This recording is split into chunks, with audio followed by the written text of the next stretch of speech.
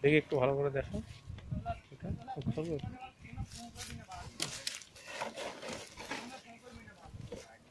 কোন পৌরসভায় কাজ করছে বাবা? চাকদা পৌরসভা। চাকদা পৌরসভায় আছে।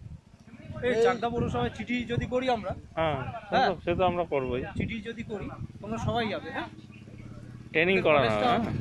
খালি শহর গভর্নমেন্ট আইটিআই। হ্যাঁ, ওখানে প্রোগ্রাম হচ্ছে